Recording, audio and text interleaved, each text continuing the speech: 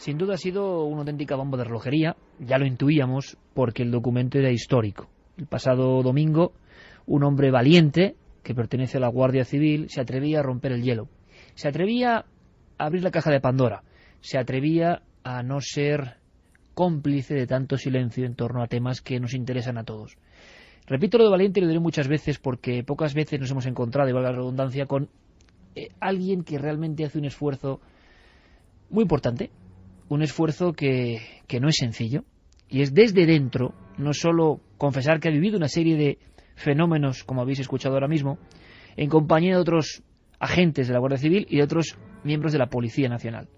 Ocurre en un hospital y la repercusión ha sido brutal en las Islas Baleares. Muchos periodistas y colegas se han dado cuenta de que ya había algo importante, pero es que el testimonio valiente de Daniel, de la Guardia Civil, que trajo el informe y la inspección ocular, han hecho que otros testigos, otras personas que trabajaban allí, digan: no estábamos locos, nosotros sabíamos lo que estaba ocurriendo, pero no lo contábamos porque da miedo, porque ¿quién le va a creer a uno? Es algo comprensible. Por eso el valor de lo que hizo este miembro de la Guardia Civil es máximo. Así sonaba en Cuarto Milenio y así se produjo un impacto brutal. Hay un informe de la Guardia Civil detallado. ¿Qué decía el informe? Decía esto. Dirección General de la Policía y Guardia Civil, Puesto de Mahón. Fecha 1 de noviembre de 2007. Diligencia de exposición de hechos. En Mahón, Menorca, siendo las 6:15 de la mañana, se hace constar mediante la presente diligencia los hechos siguientes. Que a las 2:30 de la madrugada se recibe un aviso del vigilante de la empresa de seguridad Trablisa, el cual presta servicio en el antiguo Hospital Virgen del Toro, informando sobre ruidos y extraños movimientos en el interior del edificio. Personada en el lugar la patrulla en servicio y con el apoyo de otra patrulla de la unidad fiscal se procede a una exhaustiva inspección del lugar, no encontrando a nadie en el interior del edificio, pero escuchando por los componentes ruidos, susurros y risas provenientes de la última planta del hospital. Desde la calle se puede observar cómo las luces de dicha planta se encienden y apagan de forma intermitente, y se observan sombras que aparecen y desaparecen como si de personas se tratase. Solicitamos apoyo de una patrulla del Cuerpo Nacional de Policía y se realiza una nueva inspección planta por planta, siendo de nuevo el resultado negativo, pero al llegar a la última planta, la cual ya había sido inspeccionada, se observa que los objetos y enseres que había han sufrido modificaciones de lugar. Por lo descrito, se decide solicitar el apoyo del servicio cinológico para el rastreo de personas. El perro realiza inspección y rastreo de las 4 primeras plantas, pero al llegar a la quinta se niega a salir del ascensor y se pone nervioso con fuertes movimientos de una forma que su guía desconoce. En ese instante, al fondo del pasillo, junto al ascensor, se encienden unas luces y se observa una sombra de persona de forma extraña que se asoma por la esquina derecha.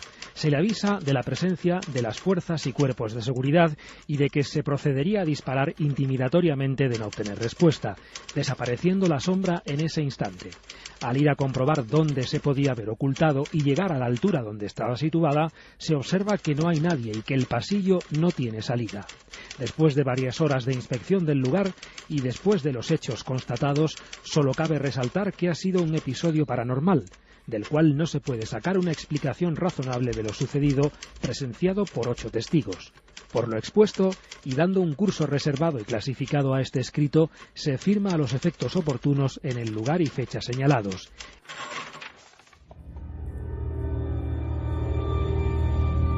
Tres y 13 minutos. Esto es Milenio 3, en su segunda parte, en el dossier que va anexo a las páginas de información de máxima actualidad. Yo creo que es un documento histórico y que dentro de muchos años, cuando quizá ya no estemos, cuando haya otros jóvenes haciendo programas de misterio, este documento será un clásico. Se referirán a él como el momento, en el año 2012, en el cual un agente valiente logró romper, como decíamos, el muro del silencio y sacar una información que es tan solo una de tantas que debe haber. Nuestro amigo Daniel, el protagonista de estos hechos, el hombre que ha conseguido para vosotros, en el fondo, todo esto, para reafirmar la fe de mucha gente que dice que esto es verdad y para mostrar incluso a compañeros que trabajaban en aquel lugar que lo que habían visto era no una pesadilla, una fantasía. Está con nosotros una noche más y se le agradecemos de todo corazón. Daniel, buenas noches. Hola, buenas noches. Daniel, yo no sé cómo has vivido la repercusión, yo no sé cómo ha sentido esto algunos compañeros, si lo han sabido, si ha habido repercusiones por dentro. ¿Qué nos puedes contar después de ese enorme impacto? Estuviste fantástico, estuviste absolutamente genial en la descripción de hechos. Ni que decir tiene que el programa concentró de una forma tremenda a millones de personas, a cientos de miles, a millones de personas en ese momento. Se quedaron muy impresionadas, pero ¿tú cómo lo has vivido personalmente? También nos interesa. ¿Cómo ha sido tu procesión por dentro? Pues la verdad es que estoy un poco sorprendido por la repercusión que ha tenido todo esto, porque no esperaba que iba a tener una repercusión tanto mediática como social tan fuerte. A nivel profesional, bueno, mi aparición en el programa no fue más ni menos que una descripción de algo que he vivido. Hoy hablaba con compañeros que me decían que han visto en internet pues algunas noticias de medios locales de Baleares que han publicado la noticia de la aparición, tomando esto como un poco a risa, ¿no? Dejando en entredicho un supuesto guardia civil, sí. Aparece en el programa Cuarto Milenio y tal. Entonces, a veces estas cosas son las que te hacen plantear si realmente merecen la pena contar algo así. A mí sí me merece la pena porque es una cosa que es cierta, que yo relaté lo descrito, lo vivido. En todo momento creo que lo dejé bastante claro y me hice constar que no me refería a un hecho ni de fantasmas ni de ladrones, sino a algo que yo viví y no podía dar una explicación. Pero, Daniel, hay algo que es importante y es que muchas veces incluso el propio sistema, a veces de forma inconsciente, se niega a aceptar que estas cosas puedan pasar. Muchísima gente, pocas veces, como con esta historia que tú nos traías, hemos recibido tantas felicitaciones incluso de personas a nivel personal y el equipo en general, personas del cuerpo de la Guardia Civil, diciendo más o menos, y te lo voy a resumir, y Diego Marañón tenía una anécdota preciosa a este nivel, más o menos como que qué coraje, poniendo otra palabra, tenía esta persona para contar una verdad como un templo, pero que habitualmente se oculta. Y a veces es decir, hay que tener en cuenta que los compañeros, y más siendo de una cosa que ha pasado en su localidad, el no haber podido acceder a ese documento, pues, hombre, no sienta muy bien. Más en una cosa que ha pasado justo al lado de su casa, por decirlo de algún modo, con lo cual siempre ponen su puesto, no han podido publicar el documento, solo lo que ha salido en Cuarto Milenio, ¿y si es lo con que lo ocurre? cual ellos lo ponen entre comillas. Que a veces hay algo más fuerte todavía, que es la sensación de que era muy fuerte lo que contabas, era muy fuerte lo que traías, y eso no es fácil. Ocurre en Milenio 3, ocurre en Cuarto Milenio, y ocurre cuando repentinamente alguien que nadie espera muestra un pedazo de realidad que es como un aldabonazo. Eso cuesta creerlo. Imagino que también habrá habido, al mismo tiempo, alguna reacción que sí te ha gustado, o alguna reacción de personas que ha sido todo lo contrario, ¿no? Por supuesto. Hay muchas personas que gracias a esta aparición, a este testimonio, pues se han liberado de esa carga que tenían, de cosas que han vivido y han tenido que guardar el silencio, precisamente por eso, porque no se atreven a contarlo, porque sigue siendo un tema tabú, porque sigue siendo un tema que... ¿Y te has dado más cuenta que nunca ahora, Daniel? De que te has dado cuenta después de esta semana, después de la emisión de Cuarto Milenio, que el tabú es más fuerte incluso de lo que imaginamos, ¿no? Sí. Es totalmente una cosa fuera de lo común. O sea, cuando se hablan de estos temas se cambia totalmente, la actitud de las personas cambia. Qué curioso. Fíjate si es curioso que a todos los niveles ocurre. Y te pongo un ejemplo antes de que vayamos a lo que ha pasado. Yo te pido, Daniel, que permanezcas a la escucha tranquilamente, porque luego vas a poder incluso interactuar si te apetece, si quieres, que la gente pregunte cosas, hay un montón de incógnitas, luego nos contará Diego Marañón, en la red se dice muchas cosas, y bueno, y como eres tan amable con nosotros, y estás haciendo una labor que te aseguro que millones de personas agradecen, al margen de los comentarios, es tan difícil todo esto que cuentas que nadie lo va a aceptar de primeras. Te pongo un ejemplo. Mira, cuando Bermúdez de Castro, ni más ni menos, Premio Príncipe de Asturias de la Ciencia y gran investigador de Atapuerca, A mí me contaba que con algunos yacimientos y con algunos hallazgos físicos de la prehistoria, que tienen que ver con lo sobrenatural, que tienen que ver con lo sagrado, que tienen que ver con lo extraño, ya hay problemas, ya no es tan fácil, y ellos son los número uno, pero ni siquiera para ellos es fácil. Ya me lo contaba este gran maestro, gran profesor, que no tiene miedo a nada, pero se daba cuenta de que la propia sociedad científica reaccionaba. Con cualquier otro tema no hay problema, con este sí. Jean Clotes. Sí. Jean Clotes es el presidente de la UNESCO del arte rupestre. Es el hombre que más sabe de pintura antigua. Y nos contaba, ya lo contaba, que cuando empezó a hilar su teoría, después de 80 años, un hombre de 80 años, autoridad mundial que nadie le discutía, cuando descubrió que había una conexión entre lo mágico, lo espiritual y las pinturas, dice que recibió tales palos, tales críticas, tales intentos de linchamiento de la misma gente que el día anterior le adoraba, que él dijo, hay dos cosas, yo sé que lo que cuento es verdad, fíjate a ver si te sirve, Daniel, hay dos elementos, yo sé que es verdad, y al mismo tiempo veo esta reacción, por tanto aquí hay un misterio enorme. Hay dos opciones, silenciar, callar, no seguir peleando, o seguir peleando por esa verdad, que es lo que tú has hecho, ¿no? Claro. Yo te pido, por favor, que estés, Daniel, muy tranquilo, que estés con nosotros y que ahora intervengas directamente, porque vamos a hacer un repaso, es de lógica, ante el impacto de lo que ha ocurrido. Javi, el impacto en los medios de Baleares sobre todo es tremendo. Hay detalles como que después de días siguen siendo las noticias referidas a este hospital las más leídas. Se nos muestra, hay que decir que aquí los compañeros también tienen la fortuna de fotografiar el lugar, que es tenebroso, que hoy en día da un aspecto tenebroso. Sí que hay una cosa que hay que tener cuidado, Javi, hay que contarlo, que hay peregrinaciones de personas ya al hospital. Mucho ojo, porque es un lugar, como todos estos, donde puede haber peligro, pero físico, no paranormal, ¿no? Sí, además hay que aclarar que, lógicamente, como este caso ha salido ahora a la luz y bueno, pues las autoridades están especialmente alerta, pues efectivamente tienen que tener especial cuidado, porque las autoridades, nos consta, que están mucho más pendientes de cualquier persona que pueda colarse en el lugar. Además, es que este hospital en concreto pues está en una parte muy céntrica de Menorca, muy cerca del mar.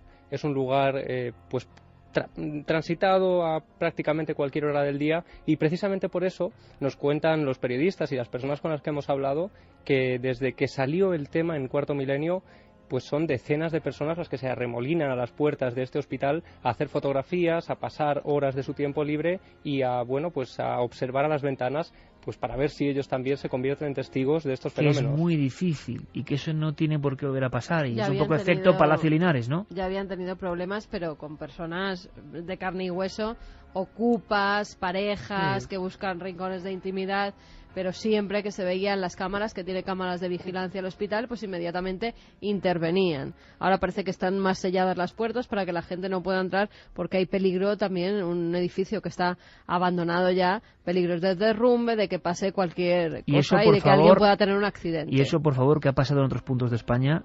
Desde luego que Milenio, ni Cuarto Milenio, ni por supuesto Daniel, ni el informe, ni los testigos, ni nadie tiene ninguna responsabilidad. Es que estamos contando un hecho que pasa en un lugar, se sabe cuál es el lugar, evidentemente, pero mucho cuidado, porque no queremos que nadie tenga un accidente, porque si la gente va a hacer el loco allí, que los fantasmas, si es que son, no se presentan porque sí, pueden tener problemas y además físicos, no espirituales.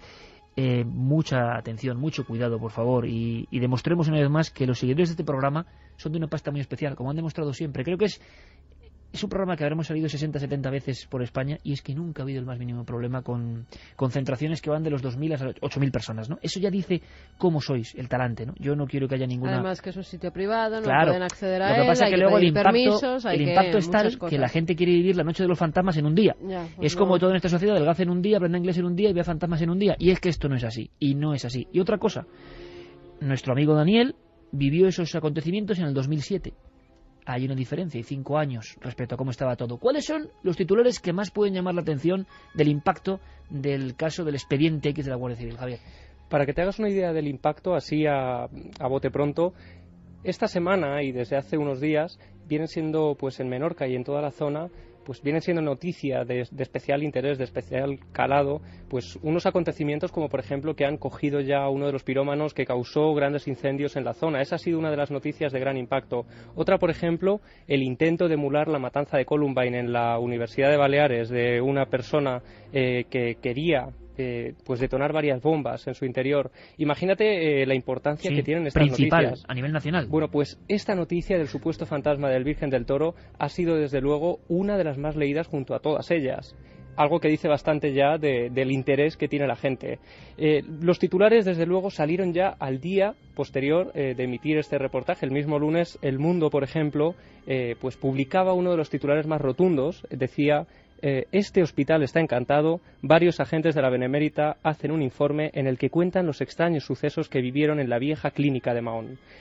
Posteriormente, ese mismo día, unas horas más tarde, el periódico Última Hora, que es desde luego el que más ha publicado respecto a este tema y que también ha iniciado una investigación paralela. Ahora hablaremos con David Marqués, escucharemos cómo él, pues bueno, quería saber un poco más, quería indagar, quería llegar también a otros testimonios. Y bueno, ellos titulaban Episodio paranormal en el antiguo Hospital Virgen del Toro de Mahón.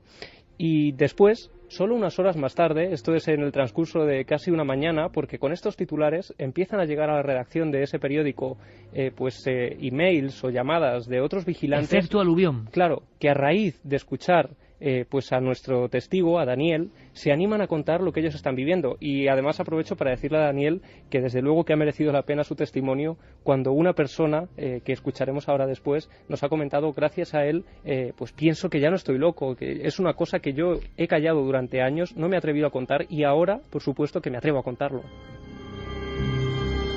Pero repito, solo algunos valientes generan este cambio en la opinión. Si no, toda esa gente seguiría en el secreto, no se atreven. El hecho de que Daniel además sea un integrante de un cuerpo de seguridad del Estado de prestigio que nos vigila, que cuida por nosotros, claro, le da un cariz muy especial.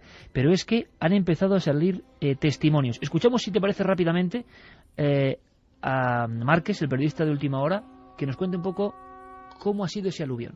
Es una noticia que, por lo fantástica que resulta, evidentemente ha sorprendido en el seno de la población menorquina, una población no muy acostumbrada a este tipo de noticias, de informaciones.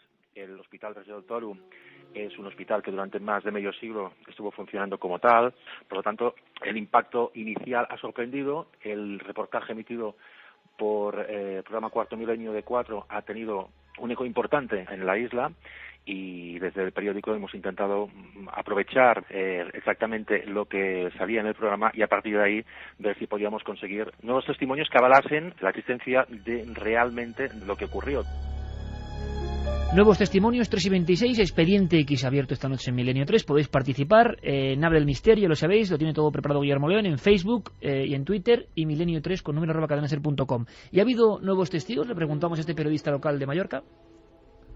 Salen de forma paralela testimonios de vigilantes de seguridad, de empleados de los sistemas de seguridad y alarmas del antiguo hospital, e incluso se habla de que hay personal sanitario que también dice haber sido testigo de que hay luces que se encienden y se apagan, de que el ascensor se mueve solo, sube y baja solo, de que hay ruidos extraños como pisadas, susurros, todo esto que hace que incluso haya gente que ha trabajado como vigilante de seguridad en el hospital en aquella época, y te corrobore un poco pues el temor que había entre determinado personal de vigilancia, hasta el punto que una chica directamente asustada por lo que estaba oyendo, por los ruidos que había en el hospital, dice haber cubierto la guardia desde su coche, desde fuera del hospital, porque dentro no podía estar por el miedo que sentía. Una escena muy gráfica, ¿eh? La vigilante se queda en el coche por lo que ocurre dentro del hospital que tiene que custodiar. Y estos son unos de esos testimonios que empiezan a llegar a Última Hora, a ese periódico que publica un reportaje que dice, con su titular, Un vigilante corrobora los hechos paranormales del Virgen del Toro, y cita palabras de ese vigilante: se te ponían los pelos de punta. Es un vigilante de la empresa Trablisa, vivió 8 meses los fenómenos, quedó tan pues marcado, entre comillas, por toda su experiencia, que a raíz de ahí no ha vuelto a trabajar en un edificio abandonado. Y yo me he quedado con unas palabras de su testimonio. Desde luego esto es una investigación en vivo, estamos intentando dar con él, pero en ese artículo él decía: apagaba una luz de una planta a las 2 de la madrugada y 1 hora después se volvía a encender. El ascensor bajaba solo desde la 5ª planta sin que yo pudiera adivinar el motivo. Las puertas de los quirófanos, que carecen de ventanas, se abrían de par en par y hasta sonaban los timbres de las habitaciones en algunas camas. Me gustaría conectar, nos está preparado nuestro compañero Diego Marañón. Diego, buenas noches. Aquí estoy, ¿qué tal? Una repercusión, gracias por todo el trabajo, como siempre, Diego, trabajando en equipo. Yo creo que Javi y Diego han hecho aquí una dupla fantástica, intentando rastrear todo lo rastreable. La investigación, como dice, y es lo emocionante, Javier Pérez Campos, está en vivo. Y ahora mismo tenemos al protagonista en vivo, al otro lado de la línea de teléfono, y a nuestro compañero. El impacto brutal, y aunque sea adelantar simplemente, sí es cierto que a través de la red, donde la gente dice todo lo que se le pasa por la cabeza, había incluso algunas dudas que ahora preguntaremos a Daniel, ¿verdad? Impacto tremendo, mucha gente a favor y gente también que tenía, pues lógicamente, sus resquemores, ¿no? Que no se atrevían a admitir que esto fuese verdad. Sí, efectivamente, entre los oyentes y espectadores habituales del programa, el testimonio de Daniel levantó un interés hasta tal punto que alcanzó, por ejemplo, el programa del pasado domingo un 76% de share social, que para que nos hagamos una idea significa que de toda la gente que a esa hora estaba comentando en las redes sociales algún programa de televisión, el 76% lo estaba haciendo sobre el testimonio que en aquel momento Daniel estaba ofreciendo a nuestros espectadores. Bueno, ese dato que acaba de dar Diego Marañón, 76% de la gente que estaba comentando algo la noche del domingo estaba hablando de este caso. Es levantar la alfombra y eso tiene luces y sombras. Escuchamos ahora, Javier, compañero, a uno de esos testigos que surgen a raíz de la valentía de Daniel. Testigos que hablan sin ningún temor. Juan Tur es el caso. Juan Tur fue durante muchos años el encargado de celadores y además él nos cuenta una cosa bastante curiosa y que a lo mejor esto puede incluso arrojar algo de luz a esta investigación, porque desde luego abre una nueva vía de investigación. Él dice que en los años 70, cuando se abre el hospital y son muy pocos empleados los que están trabajando allí, ya se habla de este tipo de fenómenos. Es decir, que no ha fallecido todavía gente en el interior, no ha ocurrido pues lo típico que ocurre en un hospital de estas características, ¿no? Desde los años 70 empiezan a ocurrir fenómenos, luego el hospital se empieza a llenar de trabajadores y desde luego pues esos ruidos, esos sonidos, esos pasos, esas puertas que se abren y se cierran, esos ascensores que suben y bajan, fenómenos que describen todos, algunos sin conocerse entre sí, a la perfección, pues empiezan a formar parte de lo cotidiano, ¿no? Porque al haber más gente en el hospital puede ser cualquiera. Y una vez más, cuando en el año 2007 se cierran las puertas del hospital, este tipo de fenómenos, que parece como si el hospital siguiera con vida, pues vuelven a ser realmente extraños. Si quieres vamos a escuchar a Juan contándonos un poco su propia experiencia. Esto es justo cuando ha cerrado el hospital. O sea, casi en el periodo en el que Daniel acude allí por la llamada. Claro, el hospital cierra en marzo-abril del año 2007, Daniel acude en noviembre de 2007, solo han pasado unos meses y esto despejará también algunas dudas que han surgido en Internet. Interesantísimo. Ahora le pediré a Daniel su opinión, porque Milenio 3 a las 3:31, gracias a la labor de nuestros compañeros, ahora mismo Carmen, es la tecnología, ¿no? Aquí estamos todos muy atentos, Noel, Fermín, la luz del flexo nada más, la oscuridad, y Carmen ya en el iPad con imágenes, es increíble, del lugar exacto donde se han producido estos hechos, que tiene una fuerza tremenda el lugar, ¿no? Como todo hospital abandonado, pero sabiendo lo que ha pasado, pues más. Ahora le pediremos su opinión a nuestro amigo, pero vamos a escuchar, si os parece, una serie de testimonios casi seguidos de este hombre, Juan Tur, que ha querido hablar para Milenio 3 y es otro valiente, claro que sí. ¿Qué vivió él justo en el momento en que el hospital se cerraba? Cuando tenías un éxito, si tenías que bajar el cadáver a la parte del mortuorio, que donde lo poníamos hasta a la espera de ponerlo en la cámara, aquello a las 3 o las 4 de la madrugada, pues oías rumores, oías como voces, y mira, no hacías caso, y te has encontrado con casos como de un compañero que una noche me acuerdo que me dijo: Joan, no juegues porque me has pegado un susto de miedo cuando he bajado el éxito. Y yo le dije: ¿qué susto? Si yo estaba haciendo un parto, si estaba en la sala de partos en el 5º piso, ¿cómo quieres que estuviera yo en el sótano, en el mortuorio? Y la verdad me miró con una cara como dijera: bueno, pues a mí, o sea, aquellas cosas de que tú ibas allí y oías como susurros, como voces lánguidas, cosas que tú en principio no asociabas, pero bueno, que las oías, claro. 3:32, estén, imagino, antes del cierre, con cierta actividad del hospital y terror al bajar a la zona del mortuorio con cadáveres, ha hablado este hombre. Y de nuevo una de esas zonas clásicas, la zona de los mortuorios como clave en este tipo de fenómenos. Otro de los detalles que ofrecía el Guardia Civil con el que estamos intentando dar en estos próximos días era que este tipo de ruidos eran también muy frecuentes, risas, pasos, como si alguien estuviera corriendo por la primera planta, y además da un detalle que es estremecedor. Dice que precisamente lo que decía Carmen, ¿no?, para evitar que entraran ocupas o gente que llevara a cabo actos vandálicos que se han llevado en el hospital, se tapió precisamente el pasillo de la primera planta.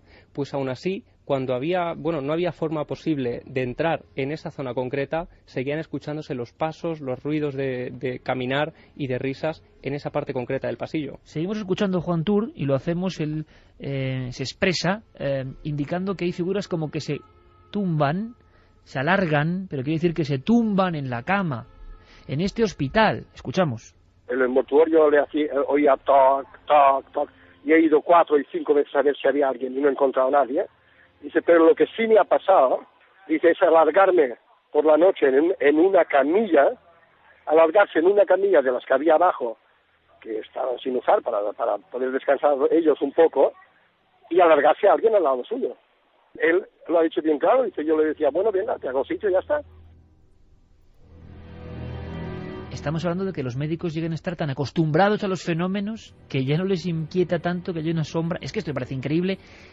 Habéis conseguido ese testimonio que me parece brutal, de personas que a raíz del testimonio de Daniel le echan valor. Daniel, ¿qué opinas escuchando todo esto en la voz de los protagonistas? No están hablando de un ruidito, están hablando de sombras que se ponen tumbándose en camillas, de golpes en el mortuorio, de lamentos, y luego escucharemos a testigos. Si os parece poco todo esto, porque las cámaras de vigilancia han debido grabar una figura idéntica a la que vio nuestro amigo Daniel, los otros 5 miembros de la Guardia Civil y los otros 2 policías nacionales. O sea que esto, en algún sitio, si no está borrada, tiene que estar una cinta donde algo de esto aparece. Daniel, ¿qué opinas de lo que estás escuchando, amigo? La verdad es que me sorprende, me estremece también escuchar el testimonio de este señor, porque yo, la verdad es que después de aquel episodio desconocía que ocurriesen otras cosas. Me tranquiliza también saber que hay más gente, aparte de los 8 profesionales que tomamos parte aquella noche. Me tranquiliza el saber que hay más gente que ha vivido o ha tenido alguna experiencia, y bueno, claro, el saber que esas experiencias son, pues, de este calibre o que son tan fuertes, primero me sorprenden, me estremecen, y luego me tranquilizan por otro lado por eso, porque me hace ver que aquella noche realmente sí que vimos algo que no era normal, y vivimos algo que no era lógico. Y bueno, luego tengo esta semana también pasada, he estado hablando con amigos que siguen allí en Menorca y compañeros, y me cuentan que efectivamente, aparte del revuelo que se ha montado, que hay mucha gente que se ha atrevido también a hablar, a contar esos casos, esos testimonios, lo que ellos también han vivido, y también me contaban cosas que eran estremecedoras, después del cierre y quitar la vigilancia presencial de lo que es la empresa que vigilaba el edificio. Pusieron cámaras y bueno, me contaban mis amigos que estas cámaras captaron en alguna ocasión sombras. También difícil no se puede dar una explicación de qué tipo de sombra era, pero que captaban esas sombras. Luces que se apagaban, que se encendían, que puede ser que sea por las luces, lo que es el foco en sí, que está mal, y por el desgaste se apaga o se enciende, pero que lo ha captado esa cámara. O sea, son y en algún sitio estará documentales. En algún sitio tiene que estar esas imágenes, como digo, si no las hacen desaparecer, que es lo habitual. Yo creo, Carmen, que estamos viendo un momento absolutamente histórico, que es alguien que se atreve a contar un expediente X desde dentro, y cómo yo entiendo perfectamente el término que Daniel emplea, ¿no?, de estremecido pero agradecido también al mismo tiempo, porque está escuchando a otra gente que le está echando valor y está contando cosas que forman como un todo, ¿no? Y esto ha pasado pocas veces, yo creo, en la radio. Sí, la verdad es que sí. Además, cuando ves que no eres el único, bueno, Daniel lo pudo vivir porque sus compañeros estaban allí con él y vieron lo mismo que él, con lo cual, cuando hablamos con Daniel lo tenía muy claro, sabía perfectamente lo que había visto, acostumbrado además, como están los guardias civiles, a ver todo tipo de cosas. Pero si encima hay gente de otros gremios, tanto médicos, gente que es gente de ciencia, que han visto sombras que se tumban a su lado, cámaras de seguridad, que son aparatos, que no, las visiones no entra dentro de su alcance, son aparatos que graban lo que hay, lo que se ve, pues entonces es que tenemos un lugar donde realmente están pasando como algo. En tantos hospitales, ¿no?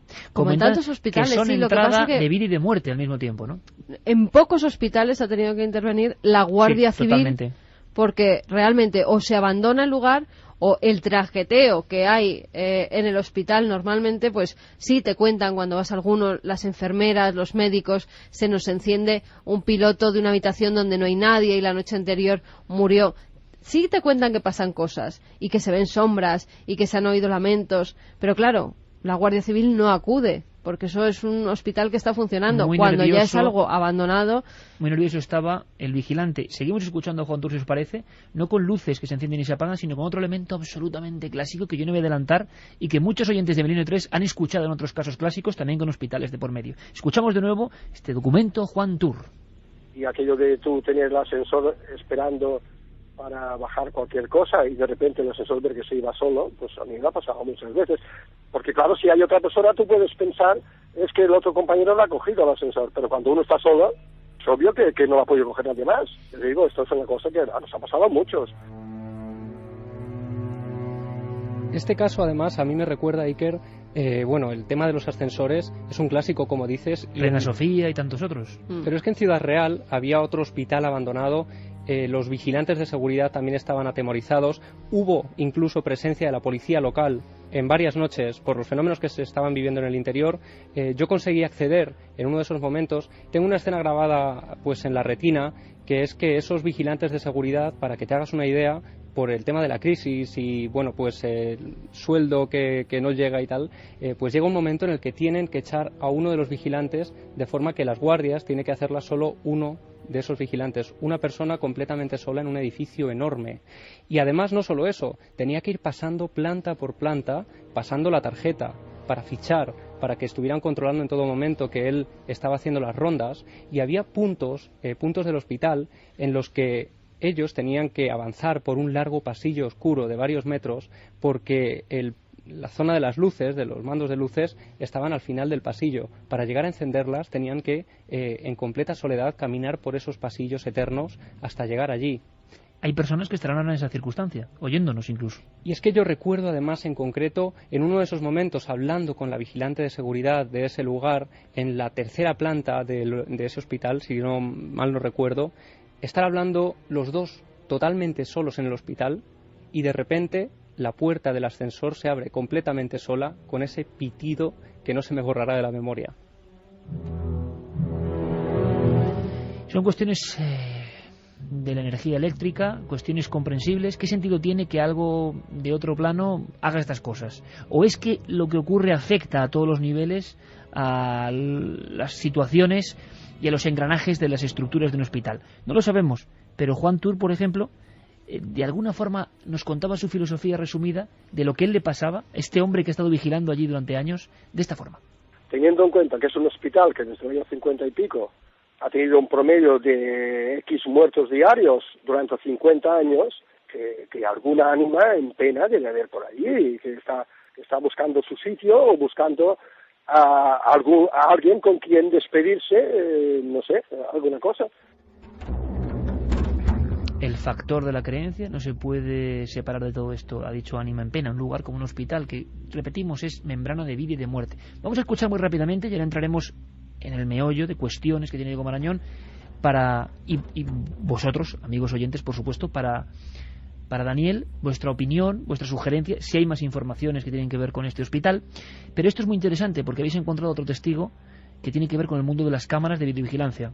Pedro Sintes es vigilante de una empresa de cámaras de seguridad. Durante años estuvo trabajando para el Hospital Virgen del Toro y hay que tener en cuenta que el momento en el que se instalan esas cámaras de seguridad es precisamente porque ya no se permite que trabajen en el interior miembros de seguridad físicos, digamos. Es decir, se instalan esas cámaras para observar desde fuera lo que está ocurriendo en el interior. Y Pedro tuvo una experiencia que recuerda aún hoy y que precisamente pues fue el testimonio de Daniel el que le ha hecho querer hablar y contar lo que le ocurrió. O sea, otro valiente que a raíz de ver a Daniel en el cuarto milenio, con el informe, dice, yo también voy a contar. Y claro, ya habla de cámaras de vigilancia en ese lugar exacto donde ellos ven a la mujer, a la sombra, a la figura. Escuchamos. Lo que me pasó a mí es que la central de alarma me llama. En el hospital antiguo vemos con las cámaras como una figura negra, pero no sabemos qué es. Y en ese instante abro la puerta de la calle, que es de la antigua urgencias, y me voy para a mitad del pasillo. Se va para la mitad del pasillo, alertado por la propia empresa que le dice que están grabando algo y que no hay nadie. ¿Y qué ocurre? Pero ahí mismo yo me quedo clavado, en el sentido de que me quedo helado, como el hielo. A las 12:00 me llaman a mi central, que ven unas cosas como unas sombras, pero no saben qué es, que hace saltar las alarmas, y con la cámara pues ven esto. Yo creo, Carmen, esto es importante. Alguien ya de lo que faltaba, el ámbito de la videovigilancia, asegura que las alarmas saltan, que han desaparecido, que hay sombras que nadie puede saber lo que son, rondando en esa zona concreta. Bien, y que no logran identificar a nadie. Sí, además por dos vías, porque las cámaras se emiten a una central, desde esa central es donde le avisan, él se persona donde está ocurriendo el hecho y es donde están viendo la sombra. Él llega a ver la sombra. Él llega a verla pasando muy rápidamente por delante de él, pero dice que en un momento así, porque claro, imaginemos la escena, Pedro en medio de un pasillo oscuro, vigilando que allí no hay absolutamente nadie, cuando le han dicho que en una cámara está apareciendo una sombra, y vuelve a recibir la llamada de los jefes diciéndole, no, es que en la pantalla sigue apareciendo esa sombra. Él está allí presente y no sabe si es el subconsciente, si es el miedo lo que en ese momento le hace ver pues esa figura como una sombra que pasa muy rápido. Pero no es el único detalle curioso que tiene este caso. Esto ocurrió en marzo de 2007 también, ese año. Y bueno, él dice que esa misma tarde de ese día, él había estado revisando las cámaras en el interior del hospital. Había dejado todo en orden, todo completamente apagado, y se había marchado de allí. Cuando llega por la noche, absolutamente todas las luces del hospital estaban encendidas. Y es curioso también cómo los propios vecinos que viven frente al hospital empiezan a decir que ellos también son testigos de esas luces que se encienden y apagan completamente solas, e incluso de la aparición de sombras en algunas ventanas. Diego, compañero, la emisión de ese programa, la emisión de un expediente X español real completamente desconocido, genera un montón de dudas, de cuestiones. Tú tienes algunas directamente para Daniel. Sí, efectivamente, entre las opiniones que llegan como reacción a este programa, algunas, y lo quería dejar patente también de la propia policía y de la Guardia Civil, nos hemos pasado por foros que son visitados por miembros de este cuerpo, que dicen literalmente, por ejemplo, aparte de felicitarle por su valentía, que el día que a la Guardia Civil le dé por sacar todos los expedientes X que tiene, tendréis para hacer miles de programas. Qué bueno, ese mensaje es buenísimo, porque además yo creo firmemente en ello, ¿eh? No que lo vayan a sacar, sino que existen esos expedientes. Sí, claro. No, y por qué no, a ver si ojalá. Esa apertura, es que no es nada malo ni nada extraño, es que son personas de su cuerpo, las que están viviendo, de su cuerpo y de todos los cuerpos de seguridad, las que han vivido y están viviendo fenómenos que no pueden explicar. Tal vez alguien que lleva muchos años investigando estos casos pueda dar una solución, porque a veces pueden tener una solución. Diego. Bueno, pues entre todas esas reacciones se repiten algunas preguntas que, ya que tenemos esta noche a Daniel aquí con nosotros, pues a lo mejor es un buen momento para resolver algunas de esas interrogantes. Por ejemplo, pregunta mucha gente por qué acude la Guardia Civil cuando se produce esa llamada, si en teoría debería ser algo que es competencia de la policía local o, en todo caso, de la Policía Nacional. Se preguntan si el vigilante les llamó directamente a ellos o si quizás se recurrió al servicio 112 y fue a lo mejor un fallo de coordinación. Daniel, ¿recuerdas algún detalle al respecto? Pues con mucha claridad no recuerdo por qué acudió la Guardia Civil en ese caso en concreto, pero sí puedo hablar de otros casos. Por aquella fecha los efectivos de la Policía Nacional estaban muy limitados en lo que a personal se refiere. Y claro, es una demarcación, digamos, de demarcación de Policía Nacional. De hecho, la comisaría de la Policía Nacional está muy cerca, está a 3 minutos escasos. No sé si igual el vigilante, como tenía acceso directo al teléfono de nuestro cuartel, llamó directamente al cuartel, y por eso se personó la patrulla, o quizás el vigilante dio la llamada de alerta a su encargado y el encargado fue el que llamó. Claro, porque además, Daniel, si no recuerdo mal, en el propio informe se dice que es el vigilante el que llama pidiendo ayuda, ¿no? Directamente a la Guardia Civil. Sí, efectivamente. Diego, más cuestiones. Sí, dime, Daniel. No es extraño que, como ya comento, no es extraño que apareciera la Guardia Civil en el sentido de eso, de que además de que el hospital está situado en una zona, digamos, lindante al puerto de Menorca, o una zona del puerto de Menorca, que eso sí que es competencia también de la Guardia Civil. Interesante. Lo que es el puerto tiene la demarcación, la tiene, al ser un tema de costas, es de Guardia Civil. Yo entiendo que posiblemente fuera, porque eso sí que es verdad que no recuerdo con claridad. Yo sé que se recibió el aviso a través de nuestra central COS y acudimos por eso, porque a nosotros nos manda nuestra central.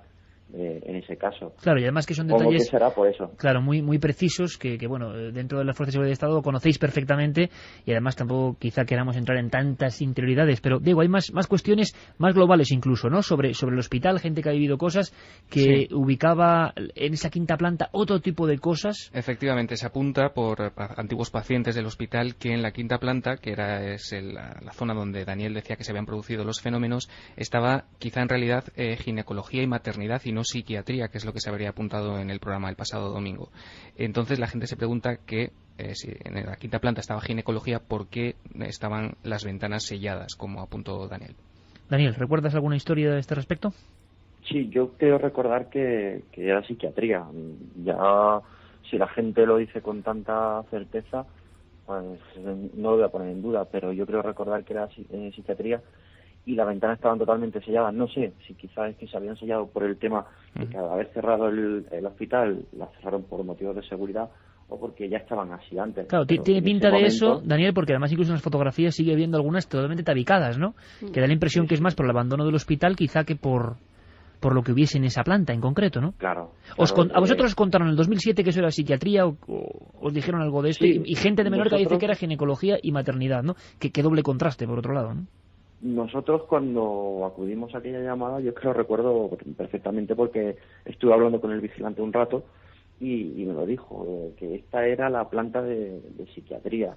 De hecho, me llamó la atención de cuando fuimos a ver en sí las ventanas, las puertas, porque esa sombra desapareció. Efectivamente la ventana, yo intenté abrir una y no se podía abrir, estaba totalmente sellada, no se podía abrir. Ya desconozco si se cerró, si se selló por motivos de seguridad a raíz del cierre o porque realmente estaba así antes. Porque también, Diego, hay muchas cuestiones, es lógico, las personas, y además tenemos una oportunidad única, ¿no? Y vemos, creo que la honestidad absoluta de este valiente, de este testigo, de Daniel. ¿Por qué? Porque hay personas que dicen, bueno, que ya no hay muebles o muy pocos dentro del hospital. Quizá muchos no recuerden, Diego, que estamos hablando de un caso que se produce justo en el cierre, en el 2007, ¿no? Pero ha habido mucho run también en la red sobre eso, ¿no? Claro, efectivamente. En todo momento se habla de un hospital abandonado, entonces la gente se pregunta cómo es posible que se hable de muebles, de mobiliario que esté todavía allí, que cambia de lugar. Hablándolo antes con Javi, fuera de antena, llegamos a la conclusión a la que apuntas, ¿no? Que el caso se produce justo cuando cuando ese hospital acaba de ser abandonado para trasladarse a otro en 2007. No, es que además tiene una explicación. Daniel, nos lo comentaba Daniel, si quieres comentarlo tú, que esos muebles se iban a donar al tercer mundo. Exactamente. Entonces, efectivamente. Estaban esperando, ¿no?, que se los llevaran todos los muebles, porque ni siquiera al abrir el hospital nuevo se iban a llevar el mobiliario, iba a ser todo perfectamente nuevo y por eso todavía seguían estando todas las camas, los enseres de quirófano, ¿verdad, Daniel? De hecho, claro, efectivamente, Carmen, de hecho, por eso había una vigilancia para digamos, cuidar ese material hasta su retirada. Claro, si hubiese estado vacío, hubiese sido innecesaria quizá la presencia de un vigilante titulado de una empresa. Y por eso la impresión de ver cómo las camas, los grandes lampariles de quirófano se habían movido, que es otro de los momentos que ha sido eclipsado por la fuerza de ver una figura que más o menos flotaba y que parecía una mujer alta y que os sorprende ahí y desaparece. Pero hay una escena anterior, aparte de la del perro que no se atreve a salir, que también es tremenda, hay una escena anterior que es la de los objetos cambiados, ¿no? Objetos como camas o como grandes lámparas, que yo creo que es algo impresionante y que pocas veces ha ocurrido. Diego, haciendo un sondeo global como tú sabes hacer, ¿qué has detectado? ¿Más escepticismo o personas que creen realmente que esto es una verdad rotunda? No, desde luego el testimonio ha sido muy impactante y muy valorado por toda nuestra audiencia. Lógicamente, como siempre ocurre cuando se habla de estos casos, hay testimonios y opiniones para todos los gustos.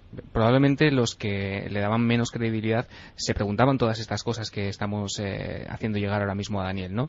Pero desde luego hay gente que dice que desde que empezó, por ejemplo, Cuarto Milenio en noviembre de 2005 es el caso más escalofriante que han escuchado. Un par de preguntas más, si me permite, Iker, muy rápidas para Daniel. Por ejemplo, la gente se pregunta que por qué, tratándose de un hospital abandonado en el que realmente no se detecta desde el principio un peligro real y físico, ¿por qué acuden hasta 8 miembros de los cuerpos y fuerzas de seguridad del Estado? Bueno, en principio creo que lo contesté en el programa. No acuden de golpe los 8. Llegamos a juntarnos 8, pero en principio apareció una patrulla, o sea, lo que era una pareja. Luego pidió apoyo, porque claro, es un hospital muy grande y si quieres hacer una inspección con 2 personas, igual no haces la inspección igual que con más miembros, que te puedes repartir más, te puedes repartir mejor en lo que es la zona. Y claro, es un hospital muy grande, era una zona muy grande para 2 solas personas. Y una última pregunta que además se ha generado esta semana a raíz de los artículos que aparecían en el periódico Última Hora. Algunos medios, como este periódico, citan a la Guardia Civil diciendo que el informe o no se encuentra o que no consta. ¿Tú qué opinas de esto, Daniel? ¿Qué puede haber sido ese informe? Es que se ha entrecortado. ¿Podría repetirme? Sí. Que algunos medios esta semana, sobre todo el diario Última Hora de Menorca, citaban a la Guardia Civil diciendo que ese informe, que la diligencia que se mostró en Cuarto Milenio, no se encuentra o que no consta en sus archivos. ¿Qué opinas tú de esto? ¿Qué crees que puede haber sido de ese papel? Pues no tengo ni idea. Es mucho más fácil, Diego, te lo contesto yo, al Guardia Civil que hayan llamado, es más fácil decir que no consta, aunque nunca niega que haya un informe. No. Nunca la niega la Guardia Civil. No.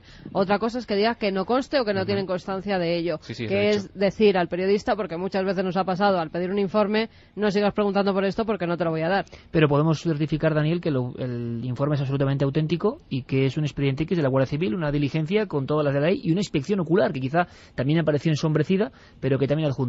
Por lo tanto, podemos resumir con que los documentos son absolutamente reales. Sí, efectivamente. O sea, la procedencia, por motivos profesionales, no puedo decir como quién me lo ha hecho llegar, ¿no? Porque, hago recordar que yo no sigo en Menorca desde hace años. Entonces, claro, sería comprometer a la persona que... Por supuesto, y no queremos hacerlo, Daniel, porque lo importante es la posibilidad... Ya bastante me he comprometido yo. Hombre, la posibilidad es de poder saber de otras personas, de la Guardia Civil o de otras fuerzas de seguridad de Estado, que nos cuenten más cosas, porque Daniel sabe de más historias, de más casos. Ojalá podamos llegar a ellos. ¿Y qué dice la gente, nuestros oyentes, Carmen? ¿Cómo podemos resumir esta historia que ha sido tan impactante? ¿Qué dicen nuestros espectadores? Mira, resumiendo, Iker, la mayoría piensa que Daniel y sus compañeros vivieron algo muy extraño. Además, pone mucho hincapié en lo del perro. El que no saliera el perro, que están entrenados para acudir a esos sitios cuando además la persona que va con él, el guardia civil que va con él, se ha entrenado para que acuda a esos sitios. Le dan muchísima importancia tanto en Twitter como en Facebook. Marisol Sánchez nos dice: no es raro, yo he estado en un hospital que llevaba como 3 años cerrado entonces y dejaron hasta las medicinas, con lo cual fíjate si podía haber muebles después de 5 o 6 meses cerrado. Olensa dice que tiene una amiga que trabaja en la UCI del Hospital Infanta Cristina de Badajoz, que le contó que allí veían gente y las enfermeras llamaban a seguridad y allí no había absolutamente nadie. José Manuel pregunta que qué pasó con el vigilante tras irse los miembros de la Guardia Civil, que si continuó en el edificio con su vigilancia o se fue. Se quedó allí solo, simplemente por curiosidad. Daniel, ¿se quedó solo el hombre allí? Se quedó allí. Ostras. Bueno, Pero no solo, se quedó allí, pero estuvimos pasando constantemente durante la noche para hacerle compañía, porque el hombre estaba como nosotros, impactado. Qué bueno, o sea, tuvisteis que volver de vez en cuando para ver que todo estaba en orden. Sí, ya por cortesía, ya eso salía de nosotros, claro. que bueno, estábamos en la calle y mientras no tuviésemos un aviso, pues nos daba igual pasar de vez en cuando allí con él. Eso sí, es cierto, y recuerdo que cada vez que pasábamos él estaba fuera en la calle. Fran Ojeda dice, es una vergüenza que se dude del honor de un guardia civil simplemente por decir lo que ha visto. Eso se llama manipulación de los medios. La mayoría de la gente apunta a la valentía de Daniel por contarlo y apuntan también, bueno, pues que cunda el ejemplo. Ojalá. Para ver si salen a luz y que mandemos un equipo al hospital. Ojalá, lo haremos. Dime, Daniel. Quería contestar también a una pregunta que he visto hoy, porque claro, cuando he visto esta repercusión y eso me he metido en internet y he estado mirando a ver. Tiene que ser muy rápido porque estamos al final, Daniel, tiene que ser muy rápido.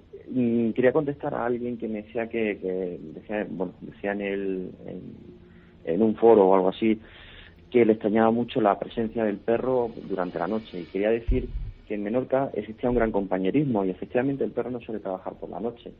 De hecho, cuando llamamos al guía estaba en la cama, lo sacamos de la cama y vino porque le llamamos nosotros como compañeros y él nos tenía dicho siempre, cualquier cosa que pase, la hora que sea, llamadme que yo acudo. Y pasó. Y por eso estaba allí. Daniel, lo tenemos clarísimo. Creo que además todas estas dudas estaban ahí porque es un caso tan fuerte, pero que hemos dedicado esta hora a este dossier porque creemos en el testimonio de algo que ocurrió, algo que deberemos seguir investigando. Pediremos todos los permisos que se pueda, pero es un auténtico expediente X español y ojalá, Daniel, ojalá podamos saber de más casos que tú conoces perfectamente. Ojalá esta gran punta del iceberg pueda seguir ampliándose. Todo el equipo de Milenio 3 te manda un gran abrazo por tu valentía. Igualmente. Y porque creo que muchísima gente va a seguir contando historias a partir de ese testimonio con tanto arrojo, con tanta nobleza. Un abrazo muy fuerte. Estamos justo al final, Daniel. Un abrazo muy grande. Hasta la próxima, compañero. Diego Marañón, lo mismo decimos. Estamos prácticamente al final. El dossier merecía la pena. Todas las dudas, todas las cuestiones, todos los informes y los nuevos testimonios. Me parece increíble. Diego, gracias. Hasta la semana que viene, Iker. Javi. Un último apunte. Hemos también contactado con la policía local de Mahón y ellos nos han confirmado que han acudido a ese hospital por llamadas de este tipo, pero no han querido hacer declaraciones. Bueno, lo dejamos ahí. No hay más tiempo, Carmen. Hasta mañana. Hasta mañana, Nobel Fermín. Les ocupamos casi. Comienza la tercera hora de Milenio 3, este periódico sonoro que se reserva siempre una especie de cuadernillo, una especie de anexo para entrar directamente en los misterios que podríamos definir como sobrenaturales y en la investigación del detective de las historias, esas que están en el umbral de lo imposible, en las fronteras del créalo o no. Pero esta noche es especial. Quizá por eso suena el eco remoto, ancestral, sanguíneo que nos pone Noel Calero de esta banda sonora que dice muchas cosas al viento en un solo alarido, que se llama Mongol.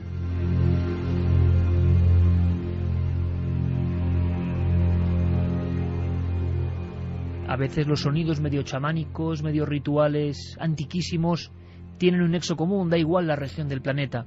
En todas parece que ha ocurrido en alguna ocasión lo que ahora vamos a contar, pero nunca con la frialdad y con los elementos tan terribles como nos llegaron en un mail. Por eso, y lo advierto antes de que entre Diego Marañón, hemos cambiado un poco la sección esta semana. Sin que sirva de precedente, o sí, porque este programa nunca se sabe cómo puede terminar ni cómo va a empezar. El asunto es que no sabemos resolver esta historia y necesitamos vuestra ayuda desde ya. Guillermo León, imagino que pondrá los dispositivos en ikerjiménez.com, vuestra página de referencia unida a este programa, para que nos digáis si lo creéis o no. Pero no hay solución. Luego solucionaremos la historia del hombre delgado, que es la que dejamos siempre pendiente de una semana a otra. Siempre hay un caso, pero esta es un créalo o no en vivo. Es un créalo o no que nos ha llegado en un mail. Un mail que, hay que decirlo, nos ha llenado de horror.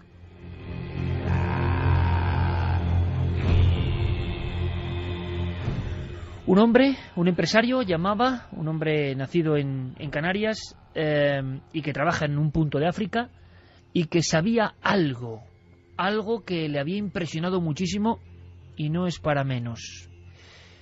Diego Marañón, compañero, buenas noches. Hola, buenas noches, Iker, ¿qué tal? En ti ha causado el mismo efecto, ¿no? Por supuesto, yo creo que, como decías, no sé si vamos a ser capaces de solucionarlo, de saber si es cierto o no, pero desde luego es una de las historias más impactantes y más horrorosas en el más amplio sentido de la palabra que ha llegado nunca a Milenio 3. ¿Por qué? Quizá por esa especie como de asumir lo que ocurre o es que no sé cómo definirlo, no es una cuestión que sea fácil de verbalizar. Es mejor que los oyentes vayan descubriendo poco a poco esta historia y que por favor nos den su opinión. Porque Diego no sabía, está lanzando sus múltiples tentáculos, porque esto tiene que ser leyenda urbana o no. Lo que sabemos, la impresión después de hablar con el testigo Diego, bueno, del que nos trae amablemente esta historia, en realidad le pasa a un buen amigo suyo. Después, hay que ser sinceros, después de escucharle, la sensación que tenemos ambos es de que dice una verdad. Sí, desde luego, él nos está contando su verdad. A él le han contado una historia y desde luego yo no tengo ninguna duda de que esa historia a él le llega tal cual nos la cuenta a nosotros. Yo creo que, como dices, es mejor empezar a explicar un poquito la historia para que los oyentes se sitúen. Vamos allá. Esta semana nos escribía Raúl, un oyente del programa que reside en Canarias, nos ha autorizado a decir su nombre. Es un oyente que hace tiempo escuchó en un podcast un caso en el que se hablaba de una serie de sacrificios relacionados con brujería que estaban ocurriendo en Nigeria. Hablábamos en Milenio 3 de unos empresarios que a la hora de comenzar sus negocios y para que la cosa les fuera bien pagaban una cuota a ciertos individuos, a brujos, que hacían una serie de sacrificios, generalmente de animales, pero él se quedó con algo que se dijo en ese programa, que a veces se necesitaba algo más. Es bien sabido que en Nigeria, por desgracia, desaparecen niños muy fácilmente, así que cuando hace unos días este oyente, Raúl, cenaba con un amigo suyo, en un punto de África, con un socio, nos decía que le había llegado este tema que nos iba a contar. Nos cuenta que este amigo suyo es una persona tremendamente seria. Es un ¿Quién ingeniero. es? Hagamos un poco el retrato robot, lo que sabemos del principal protagonista de esta historia. Se trata de un ingeniero, de una persona, nos dice, con un nivel cultural bastante alto, una persona que a su juicio es absolutamente de fiar, que ha viajado mucho por el mundo y que da testimonio de primera mano de este caso, tanto él como su mujer. Actualmente este ingeniero vive en un punto que vamos a obviar de África, en una ciudad de África. Él es de origen francés, va y viene a París, y hace unos días, cenando con él, le estaba comentando esta historia a nuestro oyente, esta historia que se comentó en Milenio 3 de los sacrificios en África, y él, este amigo, sin pensarlo demasiado, al oír esta historia le dijo que se creía absolutamente que eso fuese así, porque a él le había ocurrido algo que iba bastante más allá, y empezó a contarlo. Empezó a contarlo, Diego, y vamos a ir escuchando algunos fragmentos de voz. Y luego lo interesante es que incluso podamos trazar líneas de comunicación. Javier Pérez Campo, nuestro compañero, también tiene algunos datos. Carmen irá recibiendo información, porque esto es tiempo real. Y yo quiero saber, sinceramente, quiero que esto sea una leyenda urbana.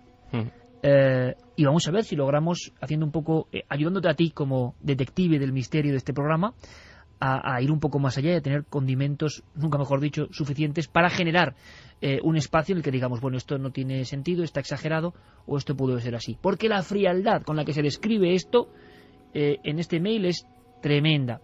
Hemos hablado con Raúl y vamos a ir comentando, Diego. Es la historia de una comida familiar, ¿no? Este ingeniero francés se encuentra en París con un amigo suyo de la infancia, con un compañero de colegio de origen nigeriano, y este antiguo compañero lo invita a ir a su país a pasar unos días. Esa estancia se prolonga durante una semana. Este hombre va sin pensarlo, le apetece conocer ese punto de África y, sube al avión, y al día siguiente de llegar a ese país, a Nigeria, se celebra en la casa de este amigo suyo una típica reunión familiar africana. Raúl lo comparaba con, para que nos hagamos una idea, como la típica barbacoa que podemos hacer aquí, ¿no? Con muchos sobrinos, con su familia, que es bastante extensa, con mucha comida y bebida. Hasta ahí todo parece ir normal. El problema llega cuando la madre, la cabeza de familia, trae a la mesa unos trozos de carne. Esta persona se da cuenta de que todos los miembros de la familia empiezan a comerla, a devorarla con bastante ímpetu, y incluso él mismo empieza a probar la carne, se da cuenta de que no está nada mal, y pregunta, porque le asalta la curiosidad, ¿Qué origen tiene esa carne? Esa carne tan buena, ¿no? Vamos a ir escuchando, ¿te parece, Diego? Me parece muy bien. La historia de una comida familiar, un amigo en Nigeria, en una zona concreta de Nigeria, que recibe a otro, y pasa esto. Él pregunta, lo curioso es que la carne, me dijo, Raúl, yo he de reconocer que la carne era muy buena. O sea, la carne es muy buena, y yo cada vez que preguntaban se reían de mí. Y claro, tú dices, bueno, están bromeando, y cuando llevas 10 veces preguntando, dice, te voy a llevar mañana a un sitio, y lo verás con tus propios ojos. Y fue así. Él quiso pensar que era broma, hasta el momento que llegó, pues, te convence, claro, una imagen vale más que 1000 palabras. Una imagen vale más que 1000 palabras. ¿Y qué imagen es esa? Vayamos un poco antes de la siguiente descripción tremenda que supera, en mi opinión, cualquier ficción. Esta persona se queda inquieta con el sabor, no le dicen de qué es la carne y le emplazan para un viaje a la mañana siguiente. Sí, él cuando pregunta por el origen de esa carne se da cuenta de que, bueno, la gente de la mesa se empieza a reír o a esbozar una serie de sonrisas. Le dicen que, lo crea o no, que esa carne es de origen humano, Iker. Este amigo de nuestro oyente piensa, lógicamente, porque su cultura y su educación le impiden creer, le impiden pensar que eso pueda ser cierto, bueno, también se lo toma a broma, piensan que le están tomando el pelo esa familia, ¿no? Él insiste y, viendo que el anfitrión también le insiste de que no se trata de una broma y al ver que él no se lo cree, le dice que mañana, muy temprano, le emplaza a acompañarle a un sitio a las afueras de la ciudad. Y ocurre esto. Con 30 o 40 minutos, no está dentro de, que es una capital enorme, por lo me comentó mi padre, y yo en Nigeria no he estado. Y salió fuera, como a las afueras de Madrid, pues sales un poco, 20, 30, 40 minutos, y te iban, es una especie de carpa, pero como en plan frigorífico, y tú entras y literalmente, o sea, encuentras los trozos de personas. Te hablo, mira, eso sí me acuerdo, mira, hasta había lengua, manos, torsos, piernas, brazos en sí, pues ahí puedes elegir. Ahí puedes elegir, hay que saber más de ese lugar, a unos 40 kilómetros de la capital, unas carpas grises, da la sensación, Diego, de lugar que se ha montado, de lugar nómada, que no es permanente. Efectivamente, nos contaba Raúl que era un lugar que se había levantado prácticamente en medio de la nada, que curiosamente sí que parecía tener un sistema de refrigeración para conservar esa carne, y bueno, el testigo prácticamente se queda mudo, no puede articular palabra, y lo que más le llama la atención, aparte lógicamente del espectáculo dantesco que tiene delante, es ver gente con mucho poder adquisitivo. De hecho, Iker, este cabeza de familia donde él está invitado a pasar unos días, de hecho pide una serie de productos en ese supermercado a la mañana siguiente. Y lo cuenta de esta forma desgarradora, nunca mejor dicho. Imaginemos el ambiente, cómo lo describen. Yo nunca había escuchado, y he escuchado muchas cosas, nada parecido. El ambiente que está rodeando el entorno como algo ocasional, solo el acceso de unos pocos que acuden hasta allí perfectamente situados en el mapa y que compran rápidamente la extraña mercancía que viene de dónde. La sorpresa de nuestro amigo es cuando ve que incluso quien le ha invitado a ese extraño festín, esa tienda del horror, compra también ciertos productos. Estaba en las afueras porque tiene esta, pero no estaba escondido tampoco. Él pensó que iba a otra cosa. Pero cuando le metieron ahí, pues claro, ya se le fueron todas las dudas de lo que había comido. Y además delante de él pidió comida, O sea, me acuerdo que me dice, Raúl, pidió carne de un muslo, como el tuyo y el mío, igualito. Pidió carne de un muslo como el tuyo y el mío. Es difícil imaginar la escena. Lo que sí sabemos es que este hombre, el protagonista de esta historia, sufre tal impacto que de inmediato se marcha y se va a Francia, claro. Sí, efectivamente. Antes de sufrir ese impacto y en pleno mercado, pregunta de dónde viene esa carne, de quiénes son las personas que están ahí. Le dicen que es una carne que está al alcance de muy pocos y que sus cuerpos pertenecen en su mayoría a vagabundos. Como dices, este hombre queda absolutamente horrorizado y decide interrumpir inmediatamente esa estancia en Nigeria, llama a su mujer, que está en París, y le pide que saque un billete de avión para ese mismo día y aguantando, digamos, o conteniendo las ganas de montar un escándalo o de llegar incluso casi a las manos con este amigo que le había dado a probar lo que se supone que era carne humana, sale disparado y abandona Nigeria rumbo a París. ¿Estáis imaginando ahora el mercado de carne humana? ¿Es verdad o es una leyenda? Yo repito, ojalá sea una leyenda.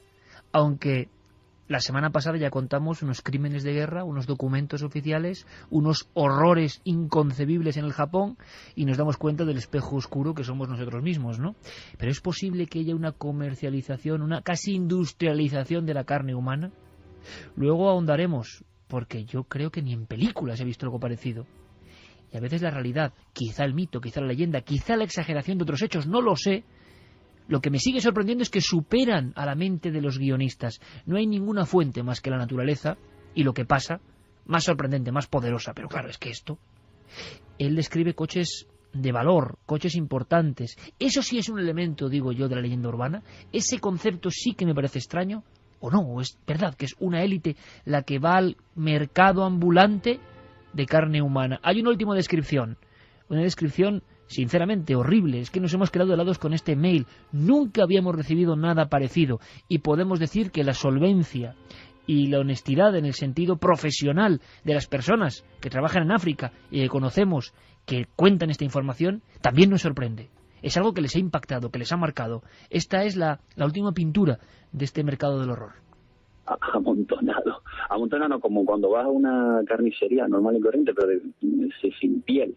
Dice, yo no lo volví a ver, ni quiero volver a verlo por hacerme comer algo que yo no quería, me engañó. Lo que más me extraño es que me dice que es un negocio totalmente legal, es algo que yo quiero investigar, porque allí la verdad que, más que legal, sino que era un negocio que no era perseguido. Y nadie te va a investigar, me dijo que eran vagabundos. Le digo, mira, hay las enfermedades que puede llevar cualquier persona, es que no vale un duro la vida allí.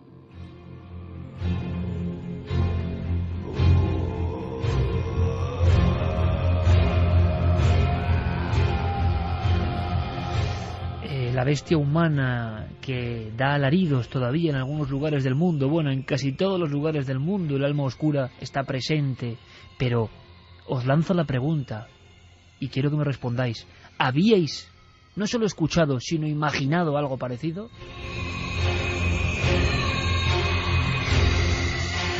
El mercado de carne humana instalado en una carpa gris en un lugar en mitad de la nada donde llegan los coches de los poderosos, se compra rápido y todo se levanta, como si hubiese sido casi viento de una extraña pesadilla. Hasta aquí la historia, hay más detalles tremendos que no vamos a ahondar en ellos porque ya es que ponen mal cuerpo. Pero esto nos llega, y yo le digo a Diego, esto es la típica historia de créalo o no, lo que pasa que hay testigos, nombres, datos concretos. ¿Cómo es posible? Tú te has puesto a investigar y ¿qué has encontrado, Diego? Pues he encontrado que hay muchos antecedentes, ¿no?, de canibalismo en esa parte de África. Es curioso, Iker, cómo en un corte que hemos escuchado, Raúl nos dice que su amigo le cuenta que hay toda clase de extremidades o de trozos de cuerpos, excepto cabezas. Y es muy curioso porque ya en 1897, por ejemplo, Sidney Langford Hine, que era un oficial y médico militar involucrado en operaciones coloniales en el Congo, nos cuenta que él estuvo implicado o se introdujo en varias tribus que practicaban el canibalismo y que, por ejemplo, algunos de esos individuos cortaban filetes, cortaban carne de las caderas, de las piernas, de los brazos, otros preferían las manos y los pies, pero que también ya en 1897 todos o casi todos rechazaban la cabeza. Y el famoso investigador antropólogo Talbot hizo investigaciones sobre los caníbales de Nigeria y se encontró con tribus que realmente casi llegaban a este nivel, no este nivel de industrialización, pero sí de conservación de los cadáveres para canibalismo. Pero claro, todo eso se fue perdiendo, evidentemente, con la llegada lógica de la globalización, la industrialización. ¿Es posible que se mantenga, yo lanzo la pregunta a nuestros sagaces oyentes, ¿es posible que se mantenga esto?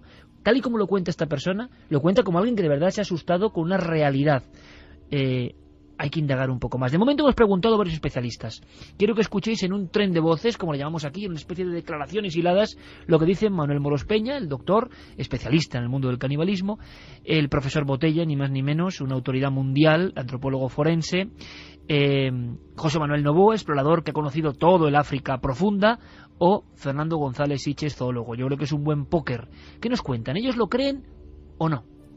Hay que poner en duda el caso porque es una leyenda urbana muy extendida. La historia de las tiendas de carne humana era muy común. De hecho, por ejemplo, me choca mucho pues cuando dicen la carne humana era exquisita, se pagaban enormes cantidades por comer esa carne tal. En los mares del sur, que fue el último bastión del canibalismo, tenemos relatos de pues que se le ha preguntado a gente en su tiempo que habían practicado el canibalismo guerrero, que era allí lo propio, qué sabor tenía la carne humana, ¿no? Y todos decían pues que se parecía mucho al cerdo, pero en ningún relato tampoco ha encontrado nadie que dijera pues que era una carne exquisita. Bajo ningún aspecto puede suceder esto de que la carne humana se venda porque sí. El humano no se vende ni se compra porque sí, así como delicatessen, sino que el consumo de carne siempre se debe a algo muy especial. Efectivamente, en Nigeria y en las costas de Calabar existen todavía los banquetes caníbales y existen todavía las prácticas de antropofagia ritual. Pero esto que está contando es el típico que ha oído una historia y quiere contarla en primera persona, pero esto es absolutamente falso. Que sea tan abierto es bastante difícil. Yo he estado en regiones de Centroáfrica, de la República Centroafricana, del Congo, de la República del Congo y en Uganda, buscando más que carne humana, temas de carne de gorila y de chimpancés, que también está prohibida. Por supuesto que la carne humana también está prohibida, pero si te lleva alguien de mucha confianza, te lleva a un sitio donde puedas encontrar carne humana, carne de gorila y carne de chimpancé.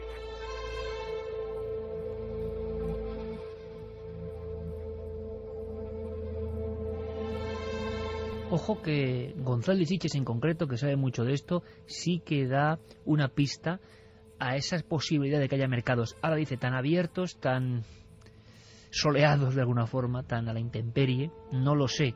Otros especialistas, como Botella, muy interesante, dicen que siempre hay un concepto ritual, o sea, no puede haber un comercio. Claro, puede haber o no puede haber. Dejadme que rápidamente lea un fragmento que es que pone más los pelos de punta en el mail que he escuchado incluso. Nos contaba así Raúl, decía, al día siguiente se levanta y mi amigo es llevado a las afueras de la ciudad y conducen como 30 minutos, llegando al lugar se ve una especie de carpa de color gris y muchos coches caros. Se baja y entra a lo que parecía un mercado de los miles que hay en África montados en la nada. Su sorpresa es que empieza a ver manos, lenguas, muslos, torsos, ojos, directamente quedándose mudo y sin poder articular. Lo segundo que más le llamó la atención fue ver gente con tanto poder adquisitivo comprar ahí. Sin más, su amigo le pide que le corten varios filetes de muslo. Así como cualquier supermercado de aquí, se lo lleva, dándose cuenta de que esa carne era carísima y solo al alcance de unos pocos.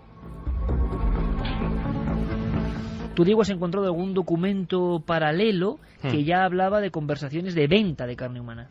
Sí, se trata de Joshua Milton Blahyi, que es un exmilitante de la guerrilla de Liberia. Ahora mismo se ha reconvertido en un pastor evangélico, pero hay que decir que este hombre, sobre todo en la guerra civil de 1989, con su grupo Movimiento Unido de la Liberación por la Democracia, mató él solo a casi 20.000 personas. Él nos cuenta, o le contaba en una entrevista a un canal de viajes, cómo también ese mercado de canibalismo era algo habitual, o al menos posible. Acabamos de comer, estábamos hablando, hemos pedido unos filetes y tú has dicho, no me gusta comer carne. Y yo te he preguntado, ¿por qué no te gusta la carne? Y tú me has contado una historia de cuando volviste de Nigeria. ¿Podrías repetirla? Concretamente una vez tenía mucha hambre y vi que lo único que vendían cerca eran unas tiras de carne seca. Cuando le di el primer bocado me di cuenta que era humana, carne humana. Así que le quité la pimienta para asegurarme, lavé el trozo para apreciar el sabor y era sabor de carne humana. Llamé a la policía, vinieron y arrestaron al tipo.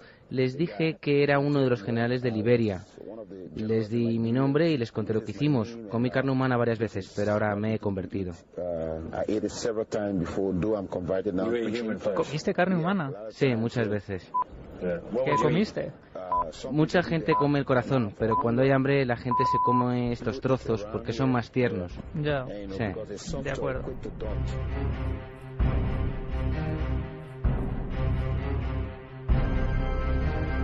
Hombre, aquí lo sorprendente es que el tipo se ha cargado a 20.000 personas y está coleando y contando cosas, entre otras que comió carne humana. Vamos a hacer una cosa, Diego, y antes de que Javi también dé otros datos. Se han escuchado historias, pero yo, personalmente, nunca he encontrado nada parecido. Quizá el horror no es el canibalismo, que ha existido en muchas culturas desde el inicio del tiempo. Es el convertirlo en un supermercado clandestino. Eso es lo que horroriza. Y luego, ¿de dónde llegan esos cadáveres? Claro, que son troceados, si es que esto es verdad. nuestra audiencia en este momento, si hiciésemos la votación así a bote pronto, ¿qué diría, Carmen? Pues apuntan que en el pasado sí que muchas culturas practicaron el canibalismo, pero no pueden creerlo del mercado. No. La mayoría tampoco podrían no creer lo que cree. contó Santi la semana pasada de presos colgados vivos que iban siendo fileteados por los japoneses, me imagino. Y fíjate, hay noticias de esta misma semana, hubo un fake de un restaurante que anunciaba que iban la gente que quisiera donar su cuerpo después de muerto para preparar tipo gourmet comida. Era un fake porque además llevaba detrás una publicidad encubierta. Bueno, pues no sabéis la de gente... Uno se lo puede creer con la idiocia general, uno se lo puede creer que alguien es capaz de hacer eso, claro. Pues no sabéis la de gente que se apuntó para probar la carne humana. Claro. La gente lo que quería era probarla. No donantes, porque no hubo casi donantes, pero sí, la gente decía, bueno, ¿y dónde puedo apuntarme para cuando hagáis esos platos gourmet con carne humana, probarlo? Y faltaría más, es lo que haría yo con todos los que han dicho que ver si proban la carne humana. Meterles un paquete, pero grande, por listos. Claro, es que es increíble que la gente... uno lance esta especie de globo sonda, también el bromista, yo tampoco lo entiendo, pero en el fondo lo que nos demuestra es lo mal que está la gente. Mira, esta semana, Iker, perdón, Carmen, investigando un poquito, cuando nos llegó este email, me he encontrado en internet con foros que a día de hoy ya no existen, pero como se puede rastrear un poco y queda la huella de foros pues de canibalismo realmente, e incluso con recetas de platos hechos con... ¿Pero reales, tú crees, Diego, o esa frivolité, como comentaba la Carmen, de algunos... en fin, no sé ni cómo llamarlos, que quieren empatar con estas cosas? Yo espero que sea eso que dices, Iker. Mira, William Seabrook era periodista del New York Times. Él cuenta que viajó a África en numerosas ocasiones, pero una de las ocasiones viaja al oeste de África y, pues bueno, iba con un guía de allí. Había habido un accidente esa mañana, un hombre muerto, y cuál es la historia que pasa, y que lo publican esta misma semana en The Guardian, a raíz de lo que ha salido, que dice que había habido un accidente, un hombre sano, muerto, que lo trocean y que se lo empiezan a comer. ¿Pero quién? Pues gente de allí, oeste de África, y que él en persona lo pudo ver.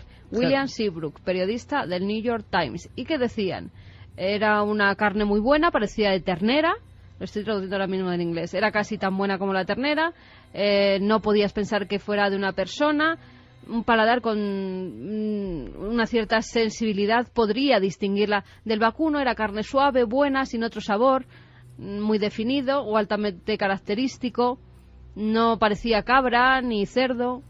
Para.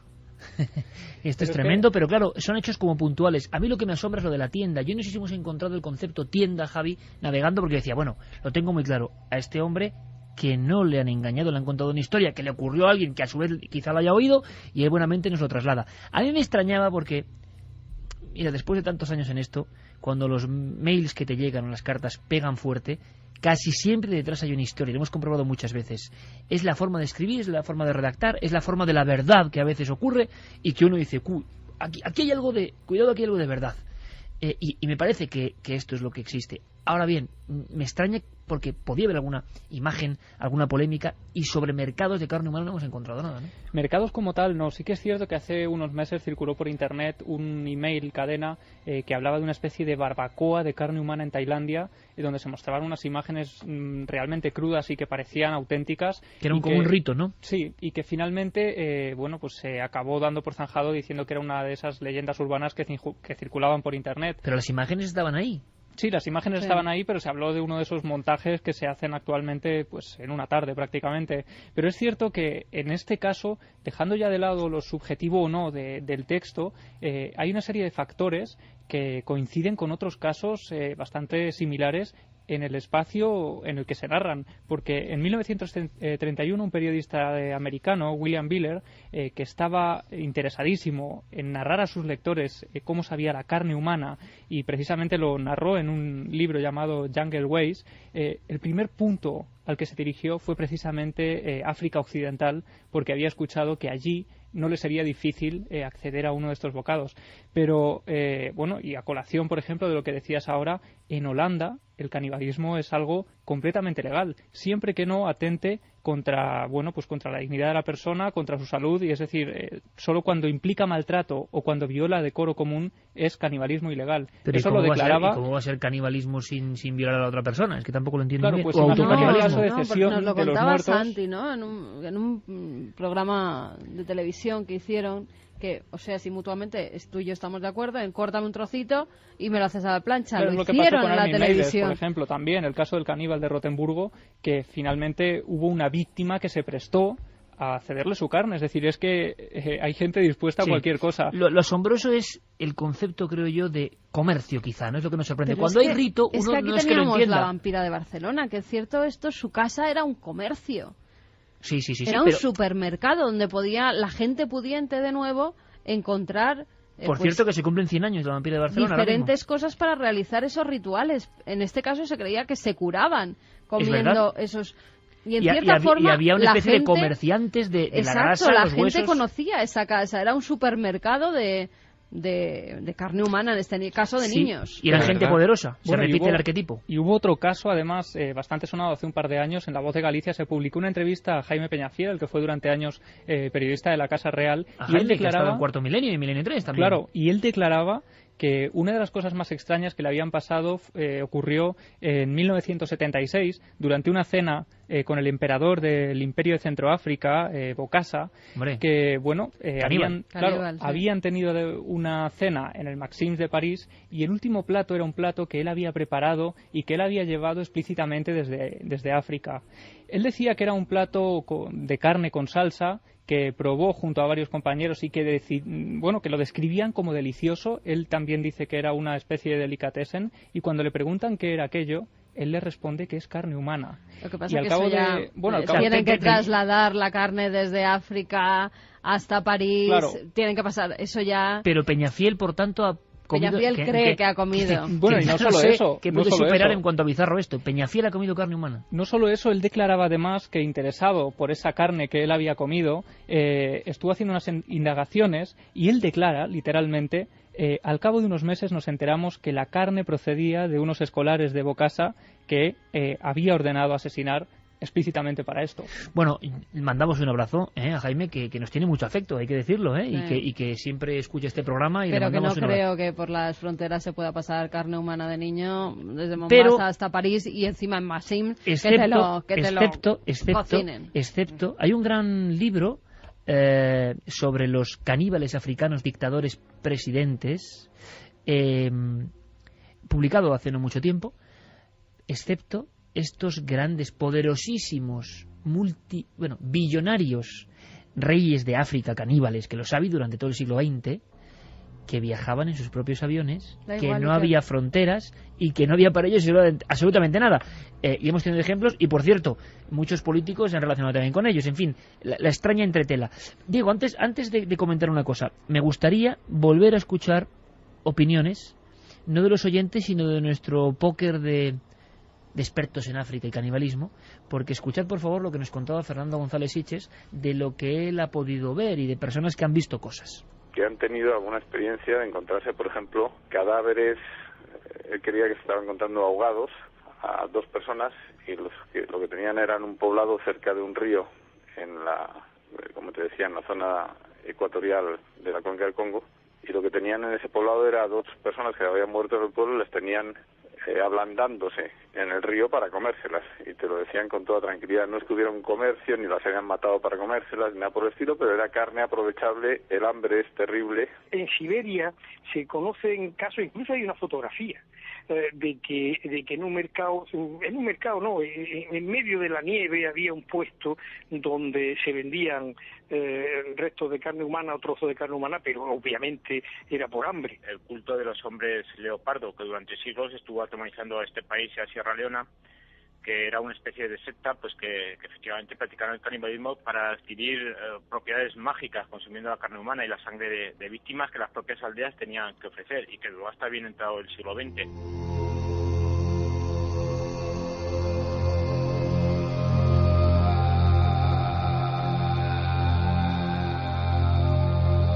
El doctor Manuel Moros Peña, que nos habla del culto de los hombres leopardo, realidades que superan cualquier novela y que son bastante recientes.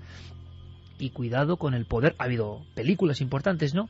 El poder absoluto de algunas personas que gobernaron África con mano de hierro. Ahora se ha publicado, El País publicada, por ejemplo, el harén sexual, las torturas sexuales, las muertes y todo lo que pasaba en torno a Gaddafi, ¿no? O sea, en todo el continente ha habido dictadores que hacían lo que querían y que nadie les tosía. Además porque solían tener minas, diamantes y un poder adquisitivo brutal que les permitía encima entrar en los palacios de todo el mundo, ser recibidos por monarcas políticos de todo el mundo y que incluso en muchas ocasiones y en muchas anécdotas hacían gala de esa cosa tan chic, ¿no? No, es que nosotros además somos caníbales. Casos terribles en muchos países africanos. Vamos a hacer una especie de selección de qué está opinando nuestro público, que imagino que tendrá una versión concreta sobre esta historia increíble, mercado de carne humana, ojalá sea increíble, en Nigeria. Mira, dice Juan Luis Morilla, yo puedo entender la película de Viven, pero comer carne humana por placer, qué fuerte. Juan Jesús Moreno, que haya gente que quiera probar carne humana, me parece de locura total. Rafael Viñas, no sé si hace 2 años fue en un programa de Milenio 3, hablaron de una especie de experimento publicitario de UFU, tofu de carne humana, que recibió peticiones masivas. Sí, señor. Sí, hablamos de Aquí lo ello. contamos, el UFU. Oblesna dice, incluso la inmensa mayoría de los animales rechazan la carne de su propia especie. No será todo ética. Rubén Sacristán, yo sí que me lo creo. Aún recuerdo una historia que contó Carmen de un tipo que mataron en Francia en el siglo XIX, que le torturaron y mataron entre los de su pueblo por defender a su primo y que acabaron pegándole fuego y comiéndose lo que quedó de él. Claro que sí, el pueblo maldito de Francia. Exactamente. Diego Boneta dice, se me ha revuelto el estómago, canibalismo, cadáveres troceados, mercados de carne humana, tribus. Borja Fernández, no sé, pero no creo mucho la historia. Hoy en día hay cosas increíbles, pero no me llegó a creer a este hombre.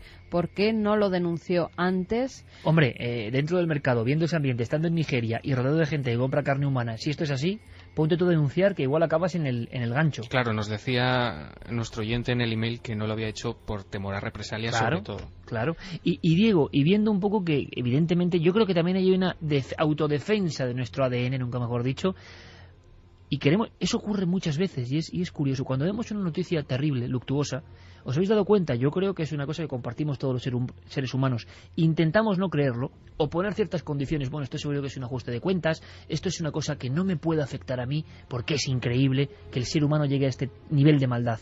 Y por fortuna yo creo que en los oyentes está pasando, ¿no? Y en nosotros también. Hay una necesidad o una especie de instinto de no creerlo. Yo también me lo creo, sinceramente. Yo de sí hecho, que me lo creo. yo puedo estar equivocado, ojo.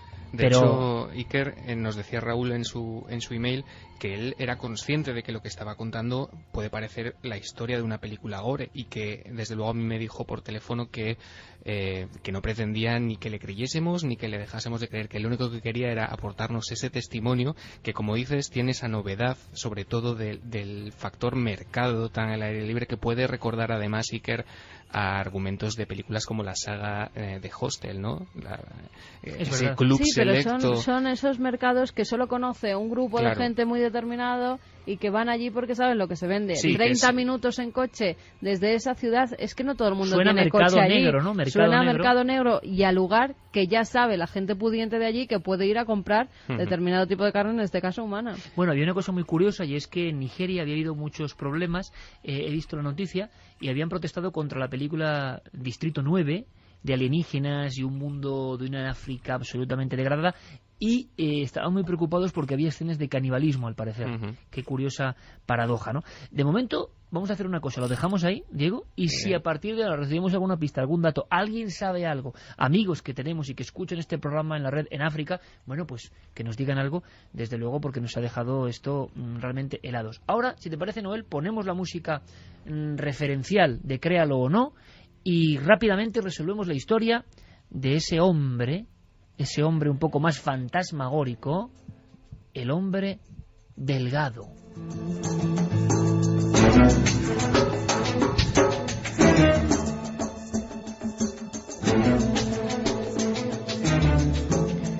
Hoy tenemos Créalo o no especial, porque la historia de este mercado de carne humana la verdad es que lo merecía.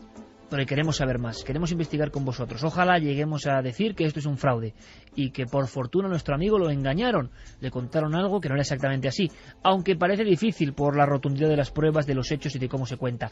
La semana pasada hablábamos de un caso concreto, de una fotografía misteriosa, de unos niños que desaparecían.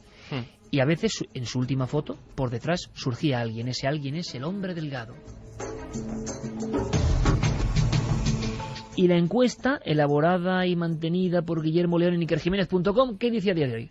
Pues preguntábamos si la historia del hombre delgado era verdadera o falsa. Verdadera, han votado 40,9% y falsa 59,1%.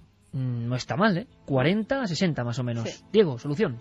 Pues la solución la tenemos en esa encuesta reflejada. Efectivamente es una historia falsa. Algunos de nuestros oyentes Iker han llegado, de hecho, al germen mismo del fraude o de esta historia, así que muy bien por ellos. Esta historia del hombre delgado comienza el 8 de junio de 2009, además tenemos fecha concreta. Se trata de un concurso de fotografías paranormales que se pone en marcha en los foros de Something Awful, que es una página pues dedicada, digamos, a diseño gráfico. Lo que se les pedía a los participantes era convertir fotografías normales en imágenes espeluznantes, manipulándolas para luego hacerlas pasar como auténticas en una serie de foros paranormales. La historia del hombre delgado ha alcanzado tal popularidad en estos 3 años que ha sido germen de creaciones de fans, de una serie de falsos documentales en Internet, de varios videojuegos e incluso, Iker, de una película que se estrena el 21 de diciembre de este año que se llama El hombre de las sombras. El hombre de las sombras, creo que tenemos un documento, va a ser la película de un mito, de una especie de leyenda urbana de Internet que llega al cine. Por tanto, el mito al final se ha convertido, curiosa historia, ¿verdad?, en algo tangible. Todas las madres cuentan a sus hijos historias. Hola, cariño. Algunas son leyendas. Es una canción preciosa. Pero otras pueden convertirse en realidad. Creo que era el cazador. Le vi 2 veces en ese puente. No había nadie. Salí y ya no estaba. Existe. No es un monstruo, ni el demonio, ni ningún animal. El último niño desapareció hace 2 meses. Pronto le tocará al siguiente. Le he visto. ¿Tú también lo crees?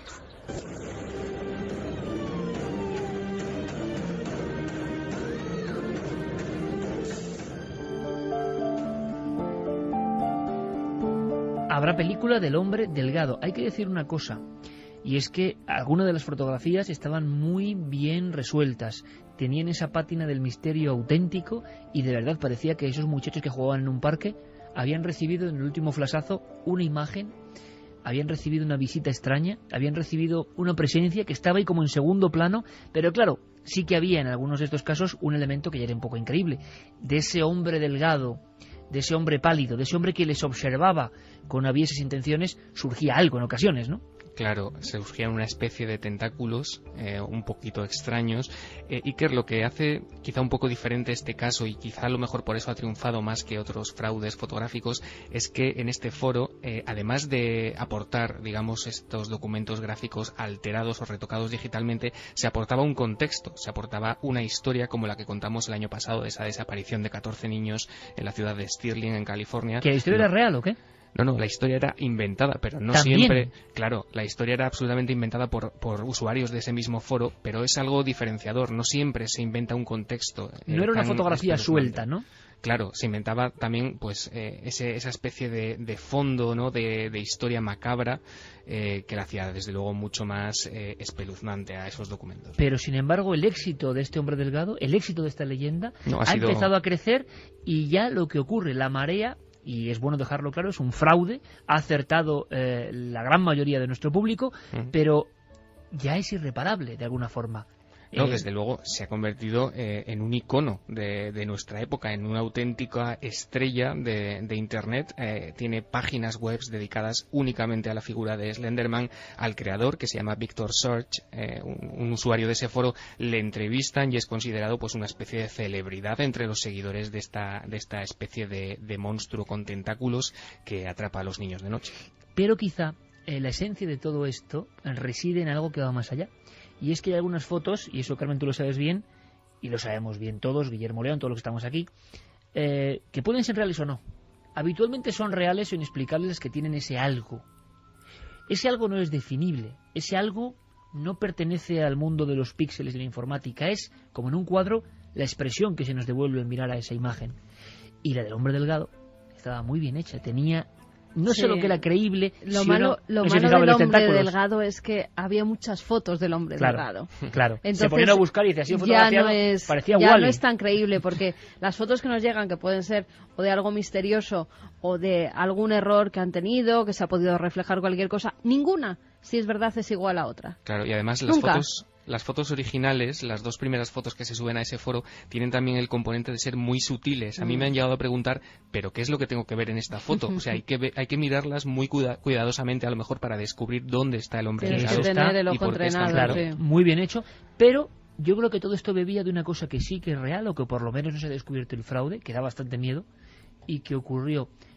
Fíjate, a mí una de las fotos antiguas y que resolvió Carmen hace poco, que nos contó su historia, yo pensé que estaba resuelta. Es la foto de una niña en una campiña en Inglaterra y que de pronto su padre le hace unas fotos, está con un vestidito de margaritas, si no recuerdo mal, entre las flores, y en una de las fotos aparece una especie de hombre alto que nadie ha visto, enfundado en una especie de traje blanco, una especie de astronauta venido de ninguna parte y que surge ahí. Lo increíble es que el impacto, eso llegó muy fuerte en los libros antiguos de misterio, cuando uno veía esas fotos se le quedaban grabadas, o sea, tenía algo, un arquetipo que se quedaba grabado, y luego encima mi temor, porque realmente esa foto me impresionó, detrás de la niña como vigilando, como sorprendido, y ahí no había nadie, era una extensión, y resulta que no se había podido llegar a una solución y se tenía como un icono. Bueno, pues el hombre delgado, estas fotos yo creo que bebían un poco de ese impacto enorme de las imágenes que tienen ese algo, ese aroma de lo real. Diego, que ha sido un placer como siempre, y la semana que viene hemos tenido esta cuestión especial del mercado de carne humana, revisaremos lo que piensa la audiencia y por supuesto pondremos otro de esos peldaños inquietantes que tú vas construyendo en la escalera de Créalo, ¿no? ¿Te parece? Aquí estaremos en 7 días como siempre. Un abrazo. Si os parece, terminamos con mensajes. Pues vamos con mensajes, y que nos hablan en un mail de la placentofagia, el comerse la placenta. Sí, que también es algo muy chic, que se ha puesto de moda en ciertos círculos. Claro, y eso nos dicen, ¿no es canibalismo? Sí, y aparte, bueno, no sé, pero la placenta debe tener unos nutrientes, que debe ser una correa de transmisión de tantas cosas. De vitamina K. Claro, ¿y qué ocurre? Que muchas marcas cosméticas siempre se ha dicho, ¿no?, que utilizan placenta. Sí, pero eso es una marcas cosméticas, pero no comerte... Ya, comértela es una pasada. Ahora, en esta sociedad en la que vivimos, uno dice, ¿cómo hacer la placenta frita porque va a ser más joven? Y se lo come todo el mundo. Que está de moda, de verdad, que está de moda. Que ahí ya he buscado y hay muchísimos foros pues ejemplo de del tiempo. Madres diciendo cómo hacer su propia placenta. Hombre, cuando describimos, es un poco... Hombre, yo muchas veces hablo de esto y espero... no estar muy acertado, pero tengo una visión un poco apocalíptica de la mente de la gente, ¿no? Por supuesto no de los oyentes de Milenio 3, que sé que son de una forma muy especial, pero de muchas personas que veo. El ejemplo, cuando hablamos de los traficantes de aceite humano, es decir, de personas en Perú que desengrasaban a otras, las mataban y les quitaban el aceite, la grasa humana, lo que más me sorprendió de aquella historia no es el hecho criminal, es que en foros de belleza de determinados países, las mujeres decían que estaban de acuerdo que si rejuvenecían, ellas se pondrían aceite humano en la cara. A eso hemos llegado. Peores cosas se ponen, ¿no? A eso hemos llegado. Labios como salchichas y cosas así. A eso hemos llegado, sí, pero aceite humano... Bueno. Ricardo del Bosque dice, los vikingos ya comían carne humana de sus víctimas. Tania López, yo tampoco lo creo, dudo que sea cierto. Christian Fox, he leído que dicen que la carne humana es deliciosa y cuando ya lo prueban no pueden dejar de comer por lo exquisita que es. Eso es un poco lo que dicen de los tiburones, ¿no? Cuando muerden a un hombre ya no quieren más peces. Cuando prueban la sangre, ¿no? Bueno, y es lo que contaban también el salchichero de Venecia y, por ejemplo, otro de esos pasteleros de carne humana que siempre ha corrido la leyenda. En Valencia tuvimos uno en el siglo XV y los clientes, según cuentan las crónicas que nos enseñó en su día Rafael Solaz, aseguraban que era una carne deliciosa. Claro, pastelero de carne humana en Valencia. Sí. Pero no sabían que estaban comiendo carne humana. Claro. En 2012, en mayo, salía que un chino vendía carne humana en el mercado. Bueno, y no lo sabía la gente que lo compraba. Claro, y hace unos meses salía un hombre también, es que hemos hecho una revisión de casos que vendía carne humana como si fuera carne de avestruz, y eso ha ocurrido en junio de este año. Espantosa revisión, por cierto. Dice Eb que tiene que ser una leyenda urbana, por Dios, como... Que lo sea, ¿no? Si es un señor de cierta credibilidad, no llega a París y pone en alerta a la policía. Es que nos gusta mucho el morbo, esto ya se pasa de castaño oscuro, no me lo creo. Dicen también que lo denuncien ante Naciones Unidas. Fran Ojeda, el problema es para la gente que tiene cultura y un pensamiento distinto, como es la mentalidad occidental. En Japón se comían humanos, en China también, en Corea del Norte se siguen comiendo fetos humanos y en África se siguen comiendo a humanos. Ahora todas las noticias. Feliz semana.